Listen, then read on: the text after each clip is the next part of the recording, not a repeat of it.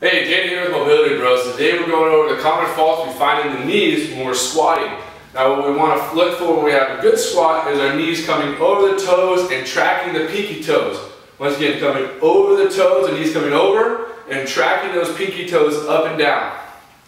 Now two common faults we see in the knees from the squat are the fact that we try to pull our knees out, we pull them out so much we lose contact with the ground, opening up the feet, putting a lot of stress on our LCL.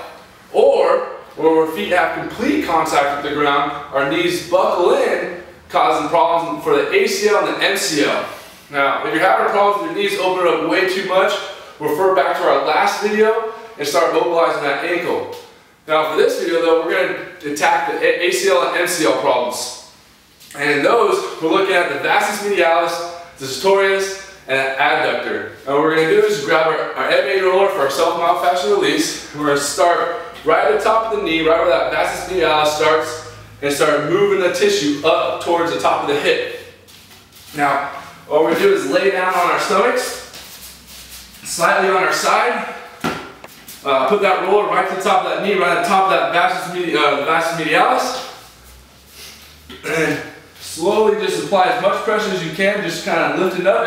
If you don't feel a lot of pressure here, lift that hip up a little bit, and you'll get a lot more pressure. I'm fine just laying here. So all we're going to do is just pull that foot up to the butt and right back down. Pull it up to the butt and right back down. Now a lot of times we'll kind of feel our butt kind of tightening up. All that is a tight piriformis, and we'll loosen that up a little bit later. So once we kind of feel the tissue start moving around, we're just going to slightly move it about ½ inch to an inch and continue that motion. Now remember, we're moving this roller all the way up, all the way to the top of the hip, kind of just moving inch by inch and trying to separate that tissue.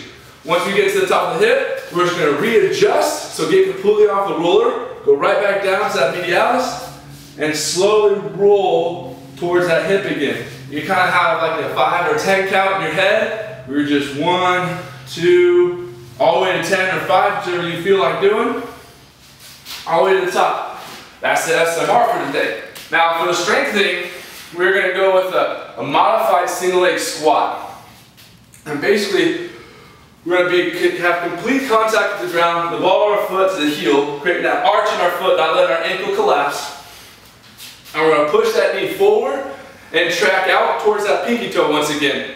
Not letting our knee jump out to the side, and not letting our knee collapse in. And with the other foot, we're just going to kind of ghost it. So it's just going to be kind of hovering right there. And if you kind of feel like you're about to fall over, just tap it to the ground real fast.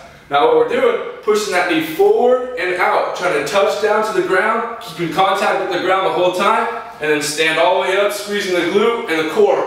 Make sure everything's locked.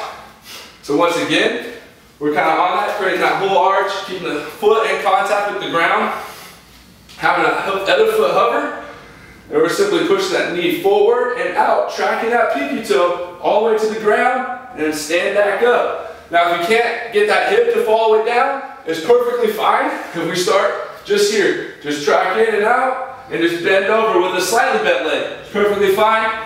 Once again, we're not trying to jump ahead of where we are, we're trying to build that muscle up properly.